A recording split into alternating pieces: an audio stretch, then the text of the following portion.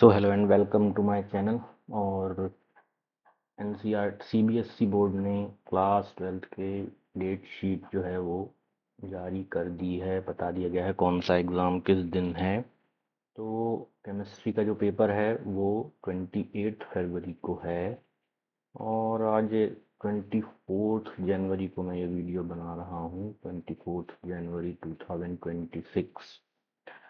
तो let's say almost 1 month and 4 days का time है। अब यदि आपने प्रिपरेशन नहीं करी है थ्रू आउट द ईयर तो मैं अपनी तरफ से पूरी कोशिश करूँगा कि इन 34 डेज में आपको केमिस्ट्री के बेसिक्स इतने अच्छे से तो बता दूं कि आप सीबीएसई का बोर्ड एग्ज़ाम अच्छे से अटेंड कर पाएँ। चलिए, ज़्यादा मैं इसके बारे में बात नहीं करूँगा। बस ये एक्सपेक्ट करूँगा कि आप अपनी एनसीईआरटी टेक्स्ट बुक पार्ट 1 इसको अपने साथ रखें, एक नोटबुक निकाल लें, एक पेन रख लें। क्योंकि देखिए, हर बात बताना और हर चीज़ को बहुत डिटेल में एक्सप्लेन करना और आपको नोट्स लिखवाना ये तो पॉसिबल नहीं हो पाएगा। मैं ये करूँगा कि मैं आपको समझाता जाऊँगा, साथ ही साथ आप बुक्स में चीज़ को रीड करते जाएंगे। और नोट्स के लिए मैं एक स्पेशल अलग से स्लाइड दे दूँगा एट द एंड, तो उसको आप कॉपी कर लेंगे। ठीक है। सो पार्ट 1 का फर्स्ट चैप्टर है सॉल्यूशंस। अब सॉल्यूशंस में देखिए, एक इंट्रोडक्टरी जो पैरा है उसका मैं आपको जल्दी से जिस्ट बता देता हूँ। हमारी जो नॉर्मल लाइफ है, डे टू डे लाइफ है, उसमें हम हार्डली कोई प्योर सब्सटेंस हमारे सामने आता है। जो भी चीज़ें हमारे पास आती हैं वो मिक्सचर ही रहती हैं। कम से कम दो चीज़ों का तो मिक्सचर रहती ही है। जैसे कि मान लीजिए आपके आसपास जो एयर है वो भी प्योरली O2 नहीं है। उसमें O2 भी है, N2 भी है, CO2 भी है, वाटर वेपर भी है। इन सभी चीज़ों का ये मिक्सचर है। ठीक है। सिमिलरली अगर मैं नेचुरल वाटर की बात करूं, जो भी लेक्स में या रिवर्स में अवेलेबल है, तो अगर मैं उसकी बात करूं तो वो भी कोई प्योर सब्सटेंस नहीं है। वाटर में ऑक्सीजन डिजॉल्व है, हो सकता है कुछ उसमें ऑक्सीजन डिजॉल्व है, हो सकता है कुछ वेस्ट मटेरियल्स डिजॉल्व हों। लेट्स से मड या डस्ट पार्टिकल्स, ऐसा कुछ उसमें डिजॉल्व होगा। प्योरली वो H2O नहीं होगा, मैं ये कह रहा हूँ। तो ये तो बहुत ही कॉमन एग्जांपल हो गए जो नेचुरली अवेलेबल हैं। इसके साथ ही साथ कुछ जो मैन मेड चीज़ें हैं उनके यहाँ पर लिस्ट दी हुई है। तो इसको आपको थोड़ा मेमोराइज करना पड़ेगा। हो सकता है कहीं एग्जांपल में या कुछ में आ जाए, जैसे कि ब्रास। ब्रास होता है mixture of copper and zinc. ठीक है। इसी तरह जर्मन सिल्वर दिया हुआ है। जर्मन सिल्वर में क्या क्या होता है? Copper, copper, zinc and tin. ठीक है। इसी तरह कई एग्जाम्पल दिए हुए हैं, जैसे कि फ्लोराइड का एग्जाम्पल दिया हुआ है कि यदि जो फ्लोराइड आयंस वाटर में है वो अगर 1 ppm के कंसंट्रेशन में, या आगे हम देखेंगे ppm क्या होता है, तो इससे हमारे टूथ डिके को प्रिवेंट करता है ये। लेकिन यहीं पे अगर ये 1.5 ppm के आसपास पहुंच जाए तो वो टूथ्स को हार्म करने लगता है। अगर 1.5 ppm के आसपास पहुंच जाए तो वो हार्म करने लगता है, और ज़्यादा हो जाए तो वो पॉइजन हो जाता है, जैसे कि रेड पॉइजन के केस में यूज़ होता है। ठीक है। तो अभी हमने जो भी एग्जाम्पल्स देखे वो अलग अलग फॉर्म में थे। मान लीजिए मैंने वाटर की बात करी, ठीक है ना, तो ये लिक्विड फॉर्म में था। इसी तरह जो एलॉयस की बात करी, ब्रास हो या जर्मन हो, ये सॉलिड के फॉर्म में थे। और इस तरह जो एयर की बात करी, ये गैसियस फॉर्म में थे। लेकिन जो हमारा ये चैप्टर है ये अभी फ़िलहाल लिक्विड सॉल्यूशंस के साथ ही हम डील करेंगे।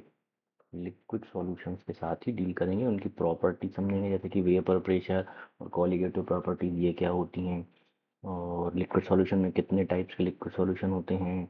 और सॉल्यूशन को अगर हमको बनाना हो, किसी स्पेसिफिक सॉल्यूशन को स्पेसिफिक मतलब ये कंसंट्रेशन में बनाना हो, तो उसका कंसंट्रेशन किस तरह से एक्सप्रेस किया जाए, उसको कैसे तरह रिपोर्ट किया जाए कि कोई एम्बिग्यूटी ना रहे कि भाई ये किस चीज़ की बात हो रही है।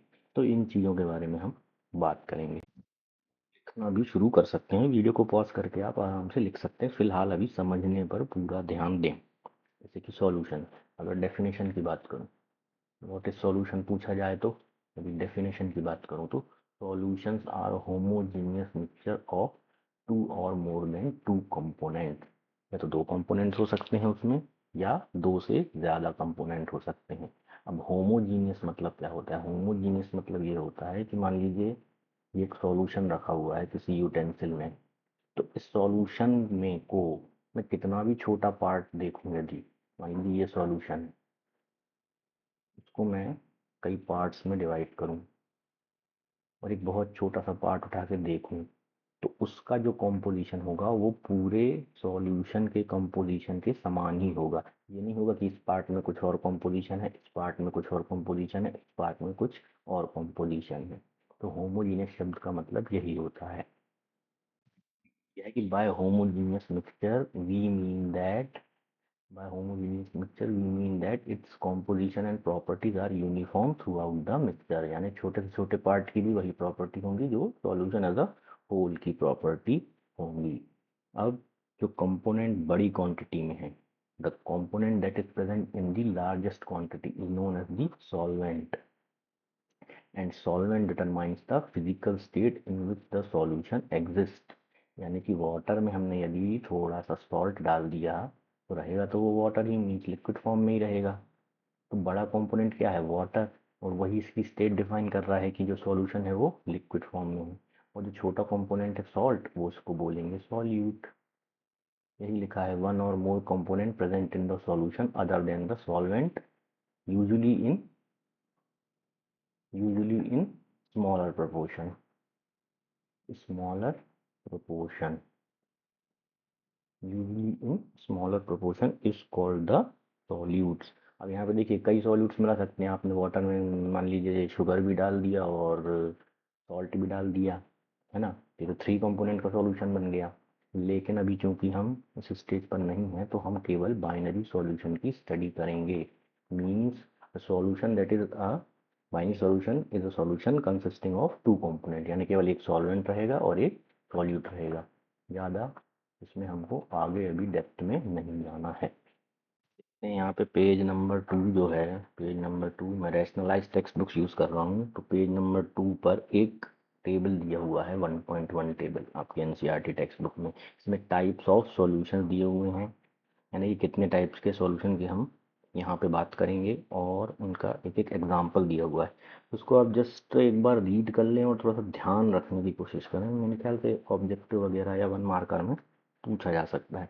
तो सबसे पहले दिया हुआ है गैसियस सॉल्यूशन। गैसियस सॉल्यूशन बोल दिया मतलब सॉल्वेंट क्या होगा? सॉल्वेंट गैस होगा, ठीक है। और सॉल्यूट कुछ भी हो सकता है, गैस भी हो सकता है, लिक्विड भी हो सकता है, सॉल्ट भी हो सकता है। तो यदि गैस में गैस की बात करें तो कुछ भी, O2 plus N2। O2 large quantity में ले लीजिए, N2 स्मॉल में, या N2 लार्ज में ले लीजिए, O2 स्मॉल क्वांटिटी में। सेम बात तो नहीं है, लेकिन सॉल्यूशन गैस सॉल्यूशन ही माना जाएगा। इसी तरह अगर इसमें कुछ स्मॉल क्वांटिटी में कोई लिक्विड यदि हम यूनिफॉर्मली डिस्पर्स कर दें, मान लीजिए क्लोरोफॉर्म, तो हम नाइट्रोजन गैस में। अभी देखिए उस सांप के एग्जांपल लिए जो मैंने आपको बताया कि होमोजीनियस सॉल्यूशन बन सके, किसी को भी कुछ में मिला के ऐसा नहीं हो सकता कि गैसियस बन जाए, या आप गैस में कुछ भी डाल दें तो वो गैसियस सॉल्यूशन बन जाएगा, क्योंकि कोई ज़रूरी नहीं वो यूनिफॉर्मली डिस्पर्स्ड हो और होमोजीनियस कहलाए। इसलिए क्लोरोफॉर्म जो है वो नाइट्रोजन में यूनिफॉर्मली डिस्पर्स होता है और गैसियस सॉल्यूशन बनाता है। सिमिलरली सॉलिड की अगर बात करें तो camphor in nitrogen gas, camphor यानी आपका जो कपूर कहते हैं हम, घरों में यूज़ होता है, रिलीजियस पर्पस के लिए यूज़ होता है कैम्फर। उसको यदि नाइट्रोजन गैस में डिस्पर्स कर दिया जाए तो ये एक गैसियस सॉल्यूशन बनाता है, जिसका सॉल्यूट होता है कैम्फर सॉलिड और सॉल्वेंट होता है नाइट्रोजन गैस। सिमिलरली दूसरे और तीसरे नंबर पे दिया है लिक्विड सॉल्यूशन, यानी कि ऑक्सीजन डिजॉल्व इन वाटर। ठीक है, वाटर में ऑक्सीजन डिजॉल्व रहती ही है, ऑक्सीजन डिजॉल्व रहती ही है, तो ये लिक्विड सॉल्यूशन है। सिमिलरली लिक्विड एंड लिक्विड तो बहुत हो जाएंगे, ethanol dissolve in water, ethanol को थोड़ा सा वाटर में डाल दिया तो लिक्विड सॉल्यूशन बन गया। Similarly solid in liquid, glucose को यदि वाटर में डाल दिया, ग्लूकोज आप देखते हैं, ग्लूकोज को यदि वाटर में मिला दें तो ये भी यूनिफॉर्मली डिस्पर्स हो जाता है, फैल जाता है पूरे वॉल्यूम में वाटर के, तो ये भी एक लिक्विड सॉल्यूशन है। सिमिलरली सॉलिड सॉल्यूशन यदि बात करें तो solution of hydrogen in palladium, यानी कि जो पैलिडियम है वो यूनिफॉर्मली एब्जॉर्व करता है हाइड्रोजन गैस को, इसलिए एक सॉलिड सॉल्यूशन बना पाता है हाइड्रोजन के साथ। इसी तरह एमेलगम ऑफ मर्करी विथ सोडियम, अब मर्करी क्या होता है, लिक्विड होता है रूम टेम्परेचर पे, ठीक है, उसको यदि सोडियम जो कि सॉलिड होता है इसके साथ डिजॉल्व कर दिया जाए तो इसको एमेलगम बोला जाता है, और ये एक सॉलिड सॉल्यूशन का एग्जाम्पल है। Similarly copper dissolve in gold, आपने देखा होगा कि गोल्ड जो है वो क्या मिलता है, प्योरिटी के हिसाब से मिलता है, 22 कैरेट, 24 कैरेट, 20 कैरेट। तो क्या होता है, जब 24 कैरेट रहता है उसमें केवल गोल्ड रहता है, लेकिन यदि 22 कैरेट की बात करूँ तो उसमें गोल्ड रहता है plus little bit of copper रहता है। इसी तरह यदि 20 कैरेट की बात करूँ तो 20 कैरेट गोल्ड रहता है, बाकी रिमेनिंग क्वांटिटी जो है वो कॉपर रहता है, ठीक है। तो ये भी एक सॉलिड सॉल्यूशन का एग्जांपल है। अब आप मुझे ये बताएंगे, एक सिंपल सा क्वेश्चन है आपके लिए, कि ऑयल को यदि मैं वाटर में डिस्पर्स करूँ तो ये किस तरह का सॉल्यूशन बनेगा। पहले तो ये बताइए सॉल्यूशन बनेगा भी कि नहीं बनेगा, ये बताइए, और किस तरह का सॉल्यूशन अगर बनता है तो किस तरह का सॉल्यूशन बनेगा, ये आप मुझे बताएंगे कमेंट्स में, ठीक है। नेक्स्ट आता है हमारा एक्सप्रेसिंग कॉन्सेंट्रेशन ऑफ सॉल्यूशंस, यानी कि मुझे एक सॉल्यूशन बनाना है गिवन कंसंट्रेशन का। अब कंसंट इसकी ज़रूरत क्या पड़ी, देखिए आप ये बोल सकते हैं कि सॉल्यूशन जो है वो या तो कॉन्सेंट्रेटेड है या डाइल्यूट है। अब ये बड़ी वेग टर्म हो गई, वेग टर्म ये हो गई कि डाइल्यूट मतलब क्या, मान लीजिए 100 ग्राम वाटर का सॉल्यूशन है, 100 ग्राम सॉल्यूशन है वाटर एंड टेबल सॉल्ट का, तो मैं बोलूँ कि वो डाइल्यूट है, तो मैंने कहा ठीक है 1 ग्राम में सॉल्ट ले लूँगा और बाकी 99 ग्राम वाटर ले लूँगा। लेकिन कोई ये भी कह सकता है कि मैं 1.5 ग्राम ले लूँगा, 1.5 ग्राम ले लूँगा सॉल्ट और 98.5 ग्राम वाटर ले लूँगा, फिर भी वो डाइल्यूट ही कहलाएगा। सिमिलरली यदि कंसनट्रेटेड की बात करूँ तो किसी के लिए 10 gram salt plus 90 gram water concentrated हो सकता है, किसी के लिए 20 gram salt plus 80 gram water concentrated हो सकता है। तो कोई भी एक स्टैंडर्डाइज वे नहीं हुआ ये रिपोर्ट करने का, तो इसलिए कई तरीके के टर्म्स दी गई कि सॉल्यूशन का कंसंट्रेशन इस तरह से रिपोर्ट किया जाए। देखिए अलग अलग इंडस्ट्रियल यूज़ में अलग अलग चीज़ें क्या डील हो रहा है उसमें अलग अलग तरीके से रिपोर्ट किया जाता है। जैसे कि मैं बात करूँ, अभी आप जैसे कि मैं बात करूँ, यदि आपके घर में कोई भी मेडिसिन रखी हो उसको आप उठा के देखिए और उसके पीछे किसी न किसी टर्म में रिपोर्ट किया होगा कि भाई इसका किस तरह से इसका सॉल्यूशन बनाया गया, या तो एमजी में लिखा होगा या ये लिखा होगा कि इतने एमएल में कितने एमजी ये कंपोनेंट है, उस हिसाब से रिपोर्ट किया होगा। अलग अलग कंपनियां अलग अलग तरीके से रिपोर्ट कर सकती हैं। इसी तरह डिपेंड करता है कि वो कैसा है, ये कोई सिरप है या कोई आपका टैबलेट है, इस तरीके से अलग अलग आप देखोगे उसमें अलग अलग तरीके से रिपोर्ट किया होगा। है, ये हो गई एग्जाम्पल की बात। तो अगर मैं बात करूं अभी, तो कितने पहले टाइप का होता है कि मास परसेंटेज के हिसाब से रिपोर्ट किया जाए। मास परसेंट के हिसाब से कैसे रिपोर्ट किया जाए, मान लीजिए मुझे बनाना है 10% ग्लूकोज इन वाटर, मैं बोलूँ कि मुझे 10% ग्लूकोज चाहिए, 10% ग्लूकोज इन वाटर, ये मुझको सॉल्यूशन बनाना है, ठीक है। तो इसके लिए मैं क्या करूँगा कि 10 ग्राम बाय मास, ठीक है, बाय मास ऑब्वियसली, क्योंकि यहाँ पर हम मास परसेंटेज की बात कर रहे हैं, मास परसेंटेज की बात कर रहे हैं। तो 10 ग्राम ग्लूकोज लूँगा मैं और 90 ग्राम वाटर लूँगा, यानी कि टोटल 100 ग्राम सॉल्यूशन बनाने के लिए मैं 10 ग्राम ग्लूकोज लूँगा और 90 ग्राम वाटर लूँगा, तब ये जो बनेगा 10% ऑफ ग्लूकोज इन वाटर, ठीक है। उसको ऐसा नहीं कर देना आप कि आपने 10 ग्राम ग्लूकोज लिया और फिर 100 ग्राम वाटर लिया, तो टोटल सॉल्यूशन कितना हो जाएगा, 110 ग्राम हो जाएगा, ठीक है। मान लीजिए मैंने 10 ग्राम ग्लूकोज लिया और 100 ग्राम वाटर लिया। अब आप मुझे ये बताइए कि इस केस में क्या मास परसेंटेज होगा सॉल्यूट सॉल्वेंट का, ये आप उसको कैलकुलेट करके बताइए। सिंपल है, 10 ग्राम बटे 110 ग्राम आ जाएगा नीचे इंटू 100। ठीक है, इसको आप सॉल्व कर लेना, जो भी आंसर आए आप कमेंट्स में लिख के बताओगे मुझे। ठीक है, तो इसमें ध्यान रखने वाली बात यही है कि जो टोटल सॉल्यूशन है उसका मास होना चाहिए 100, या नहीं भी है तो नीचे आप दोनों सॉल्वेंट प्लस सॉल्यूट का मास लोगे, उसके बाद फिर परसेंटेज निकालोगे। ठीक है, चलिए, तो इसको यदि मैं एक एक्सप्रेशन के फॉर्म में लिखूं कि मान लीजिए मास परसेंटेज को एक्सप्रेशन के फॉर्म में लिखूं तो mass of the component in solution upon total mass of solution into Z।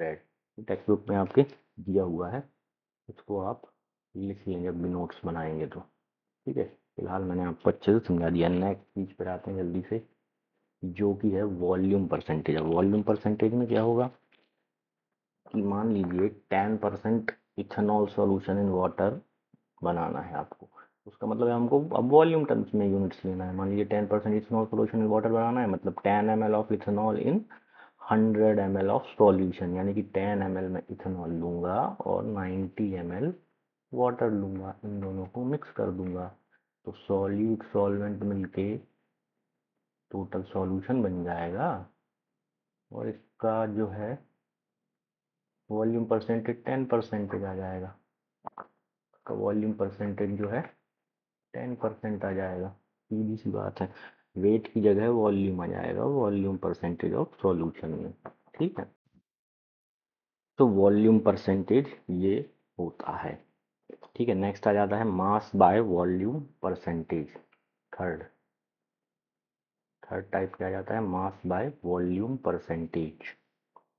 तो सिमिलरली इसमें भी क्या हो जाएगा, अब ये जो अभी जैसे मैं बात कर रहा था मेडिसिनल फार्मेसी में, तो यही वाली यूनिट जो है मेडिसिनल फार्मेसी में जनरली यूज होती है कि कितना सॉल्यूट डिजॉल्व किया गया है 100 ml ऑफ सॉल्यूशन में। इसी तरह अब आप देखेंगे उसके अपना जो मेडिसिन के पीछे जो खासकर जो सिरप फॉर्मुलेशन है उसमें आप देखेंगे तो उसमें दिया रहता है कि mg/ml। तो वही है कि कितना मास है जो मेडिसिन का वो कितने ml सॉल्यूशन में डिजॉल्व है। ठीक है, ज़्यादा कुछ नहीं है, इतना ही है। नेक्स्ट जो है और इम्पोर्टेंट भी है वो ये है ppm, पार्ट्स पर मिलियन। अब देखिए, हो सकता है कि सॉल्यूट जो है बहुत कम क्वांटिटी में प्रेजेंट हो। ठीक है ना, जब बहुत कम क्वांटिटी में प्रेजेंट होता है तो मतलब mass of solute plus mass of solute and mass of solvent, यानी कि मास ऑफ सॉल्यूशन। जनरली हम ऐसा एक्सप्रेस करते हैं, लेकिन अगर मास ऑफ सॉल्यूट बहुत कम है तो ये mass of solute plus mass of solvent, मतलब ये इसके कंपैरिजन में नेग्लिजिबल है। मास ऑफ सॉल्यूट जो है बहुत कम है, बहुत कम है, तो इसको हम सॉल्वेंट के कंपैरिजन में नेग्लेक्ट कर देते हैं और केवल mass of solute upon mass of solvent के टर्म में रिपोर्ट करते हैं। ठीक है, तो इसी को ppm बोला जाता है। जैसे सी वाटर में ये पाया गया है कि 1030 ग्राम ऑफ सी वाटर में 6 इंटू 10⁻³ ग्राम सॉल्ट होता है। ठीक है, ये सी वाटर में इतना सॉल्ट होता है। तो इसको यदि हम, अब ये बहुत कम क्वांटिटी है, ठीक है ना, ये 1000 ग्राम हो गया, और ये आप मान लीजिए 0.006 के समथिंग ये हो रहा है ग्राम, है ना, बहुत कम है, नेग्लिजिबल क्वांटिटी है।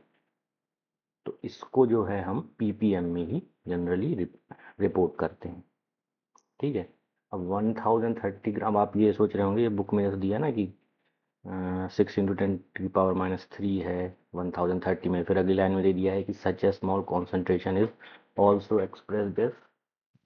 नेक्स्ट लाइन में एकदम से लिख दिया है कि such a small concentration is also expressed as 5.8 gram पर 10⁻6 ग्राम या 5.8 ppm। इसको देखिए एक्सप्लेन नहीं किया है अच्छे से, तो ये ऐसा कर रहे हैं ये, क्योंकि 1030 ग्राम में 6 मिलीग्राम सी वाटर है, तो ये पहले निकाल रहे हैं कि 1000 ग्राम में कितना, 1030 ग्राम में 10⁻6 मिलीग्राम है, ठीक है सॉल्ट। तो पहले ये 1000 में निकाल रहे हैं। कैसे निकाल रहे हैं, 6 इंटू 1000 अपॉन 1030, तो ये निकल के आ रहा है 5.8 मिलीग्राम। ठीक है, अब उससे क्या हुआ कि नीचे जो है 1000 आ गया। अब देखिए फाइनली क्या होगा कि 5.8 मिलीग्राम बटे जब 1000 ग्राम नीचे लिखा, ऊपर भी ग्राम यदि कर दें तो नीचे 10⁻6 आ जाएगा, जाहिर सी बात है। मिलीग्राम जब नीचे 10⁻6 नीचे आएगा तो ये मिलके 10⁻6 हो जाएगा, क्योंकि ग्राम ग्राम में है दोनों। तो ये 5 ग्राम इन 10⁻6 ग्राम, ये अब 10⁻6 क्या होता है, मिलियन होता है, तो 5 ppm, इसको डायरेक्ट ऐसा लिख दिया है। ये पूरी प्रोसेस है, इनने अच्छे से एक्सप्लेन नहीं किया है, तो आई होप आपको समझ में आया होगा। अगला जो नेक्स्ट इम्पॉर्टेंट थिंग है वो मोलैरिटी एंड उसके बाद फिर मोलैलिटी। ठीक है, बड़ा ही माइन्यूट डिफरेंस है, तो मैं बोलूँगा मोलैरिटी, मोलैरिटी विथ आर तो आप समझ जाएंगे कैपिटल एम मोलैरिटी की बात हो रही है, और जब मैं बोलूँगा मोलैलिटी विथ एल तो स्मॉल एम की बात हो रही है। ठीक है, अब पहले देखते हैं मोलैरिटी विथ आर। तो this is defined the number of moles of solute dissolve in 1 litre of solution, यानी कि सॉल्यूट प्लस सॉल्वेंट मिल करके 1 लीटर ऑफ सॉल्यूशन देना चाहिए, तब वो 1 m सॉल्यूशन कहा जाएगा। अब इसका मतलब क्या है, इसका मतलब ये है कि मान लीजिए, अब मोल आपको पता है लास्ट क्लास से, ठीक है, मोल क्या होता है, मास अपॉन मोलर मास। अब इसको डिटेल में नहीं एक्सप्लेन करूंगा मैं। ठीक है, किसी भी चीज़ का मोल निकालना है तो आप जितना भी मास दिया हुआ है उसको उसके मोलर मास से डिवाइड कर देंगे तो मोल आ जाएगा। अब मान लीजिए मुझे 1 m 1 capital M NaOH solution बनाना है, ठीक है, इन वाटर। तो मैं क्या करूँ सकता हूँ, एक तो ये कर सकता हूँ कि मैं 1 m जो भी आ रहा हो क्वांटिटी NaOH की, उसको मैं एक एम्प्टी बीकर में ले लूँ। ठीक है, ये मैंने ले लिया जितने भी ग्राम निकल के आ रहा है। फिर इस बीकर का जो है वॉल्यूम, बीकर का जो वॉल्यूम है वो 1 लीटर है, तो पहले मैं डालूंगा 1 m NaOH जो भी मास आ रहा है, और उसके बाद इस बीकर को फुल्ली भर दूंगा वाटर से। तो ये सॉल्यूशन क्या बन जाएगा, 1 m NaOH, यानी कि पहले मुझे NaOH डालना है और उसके बाद इसको कम्प्लीटली फिल करना है वाटर से। अब आप बोल रहे होगे कि इस बात पे इतना जोर क्यों है, बात पे इतना जोर इसलिए है कि मान लीजिए मैंने पहले वाटर भर लिया 1 लीटर, और उसके बाद में 1 m NaOH डालूंगा जो भी मास आ रहा है 1 m NaOH का, तो ये वॉल्यूम जो है थोड़ा ही सही लेकिन 1 लीटर से ज़्यादा हो जाएगा। समझ रहे हैं आप बात, तो एक एरर आ जाएगा, क्योंकि इसका वॉल्यूम भी सॉल्यूशन में अभी मैंने नहीं लिया है। समझ में आ रहा होगा आपको, आई होप मैं क्या कहना चाह रहा हूँ। इम्पॉर्टेंट कॉन्सेप्ट है ये, और मैंने देखा नहीं ज़्यादा कोई इस पर जोर देता है, बट मुझे लगा ये आपको बताना चाहिए ताकि आपको क्लैरिटी रहे। एल स्मॉल एम को अगर मैं बोलूँ तो वो होता है moles of solute, moles of solute upon mass of solvent in KG. ठीक है, अब इसमें ऐसा कुछ भी नहीं है। आपको मान लीजिए 1 m बनाना है KCl सॉल्यूशन, तो 1 m KCl के लिए आप 1 मोल KCl लेंगे जो कि आता है 74.5 ग्राम। उसको कुछ नहीं करना है, केवल 1 kg ऑफ वाटर में आपको ऐड कर देना है। ठीक है, तो वो ऑब्वियसली 1 m क्या बन जाएगा, KCl। अब इसमें यहाँ पे वॉल्यूम का कोई रोल नहीं है, क्योंकि आपको मास, अभी बीकर के वॉल्यूम का कोई रोल नहीं है, बस ये है कि वो उसमें आ जाना चाहिए। अगर आप ये बीकर बड़ा भी ले लोगे तो भी कोई इशू नहीं है, क्योंकि आपको मेजर करके डालना है। आप यहाँ पे 74 ग्राम पहले ले लो और फिर 1 kg वाटर डाल दो, या 1 kg वाटर पहले ले लो और 74.5 ग्राम KCl बाद में डाल दो। से कोई भी फर्क नहीं पड़ता, वो N at the end 1m solution small m molality with L ही बनेगा। मोलैलिटी और मोलैलिटी में डिफरेंस लिखे, तो एक तो आप डेफिनेशन फॉर्म में लिख देंगे, ठीक, दोनों की डेफिनेशन लिख देंगे फर्स्ट पॉइंट में। सेकंड पॉइंट में आप ये लिख दोगे कि जो मोलैरिटी है, मोलैरिटी विथ आर यानी कि कैपिटल एम, ये टेम्परेचर डिपेंडेंट है, टेम्परेचर डिपेंडेंट है। क्यों? क्योंकि वॉल्यूम की बात हो रही है, टेम्परेचर बढ़ाएंगे तो वॉल्यूम बढ़ेगा, कोफिशिएंट ऑफ एक्सपेंशन जो भी होगा। और वहीं पे molality with L small M, ये टेम्परेचर इंडिपेंडेंट है। क्यों? क्योंकि मास पे डिपेंडेंट है दोनों के, मास चेंज नहीं होता है, टेम्परेचर घटा लो बढ़ा लो, वॉल्यूम कम ज़्यादा हो सकता है बट मास कम ज़्यादा नहीं हो सकता। तो ये 2 पॉइंट तो आप लिख दोगे, ठीक है, 2 मार्कर में ही आना चाहिए मेरे ख्याल से। और तीसरा ऐसा कुछ मुझे दिख तो नहीं रहा है फिलहाल, आपके पास हो या आपके पास मिले तो बताइए प्लीज़। तो हमने क्या क्या देख लिया? 5 चीज़ें देख ली, 5 हुई कि ज़्यादा हो गई? मास परसेंटेज देख लिया, वॉल्यूम परसेंटेज देख लिया, मास बाय वॉल्यूम परसेंटेज देख लिया, पार्ट्स पर मिलियन देख लिया, molarity with R capital M and molality with L small M, ये दोनों चीज़ देख ली। तो 1 2 3 4 5 6 चीज़ें देख ली। लास्ट में देख लेते हैं मोल फ्रैक्शन। मोल फ्रैक्शन का वैसा क्या यूज़ है वो आगे आपको समझ में आएगा कि मोल फ्रैक्शन को क्यों देखना पड़ रहा है। कुछ लॉस पढ़ेंगे हम जो कि डायरेक्टली मोल फ्रैक्शन से रिलेट होते हैं, तो इजीली एक्सप्रेस हो जाते हैं इसलिए। तो मोल फ्रैक्शन कुछ भी नहीं है, एक्स से डिनोट किया जाता है मोल फ्रैक्शन, ठीक है, कुछ भी नहीं है, एक्स से डिनोट किया जाता है। और इसमें ये रहता है कि number of moles of the component upon total number of moles of all component. मतलब यदि ए कंपोनेंट की बात हो रही है तो उसके कितने मोल हैं सॉल्यूशन में ऑब्वियसली, और सॉल्यूशन में मान लीजिए 2 कंपोनेंट हैं, तो total mole N A N B के और ऊपर number of mole of A, तो एक्स, ये हो जाएगा mole fraction of A. Similarly अगर बहुत ज़्यादा कंपोनेंट हैं, मान लीजिए एन कंपोनेंट्स हैं, मान लीजिए 3 कंपोनेंट हैं, तो n1 plus n2 plus n3 ये जाएगा x1। जैसा कि मैंने शुरू में बताया कि हम बाइनरी सॉल्यूशन पढ़ रहे हैं तो इसका हमको यूज़ नहीं मिलेगा, हमको ये ए और बी के फॉर्म में इसी से हमारा काम चल जाएगा, ठीक है। फिर भी डेफिनेशन पॉइंट ऑफ व्यू से ध्यान रखना है। सिमिलरली अगर एक्स भी लिखेंगे तो N A upon N A plus N B. तो यहाँ पे एक और प्रॉपर्टी आ जाती है कि एक्स ए प्लस एक्स बी यानी दोनों मोल फ्रैक्शन के ऐड कर दें, दोनों मोल फ्रैक्शन ऐड करने पे क्या आएगा, वेरीफाई करो, 1 आएगा। सिमिलरली अगर 3 कंपोनेंट भी हैं और तीनों के मोल फ्रैक्शन ऐड कर दें तो भी क्या आएगा, 1 आएगा, ठीक है ना। मतलब x1 plus x2 plus x3 के बाद भी 1 आएगा, यानी कि अगर n कंपोनेंट है चाहे आई कंपोनेंट है, कितने भी कंपोनेंट हैं, सबके मोल फ्रैक्शन ऐड करने पर 1 आ जाएगा। एक और न्यूमेरिकल में कई बार कहा जाता है, मान लीजिए एक्स से दिया हुआ डायरेक्टली एक्स भी पूछ लिया, कहा कि 2 कंपोनेंट का सॉल्यूशन है और एक्स ए की वैल्यू फलानी है 0.3 है, तो एक्स बी की क्या होगी। अब आप डिटेल कैलकुलेशन में ना लग के ये सीधा सीधा ये यूज़ कर सकते हो कि एक्स ए प्लस एक्स बी बराबर 1 होता है, तो एक्स बी बराबर हो जाएगा 1 minus x A, 1 minus 0.3 is 0.7, ठीक है। ऐसा कोई छोटा ट्रिकी क्वेश्चन मिल सकता है।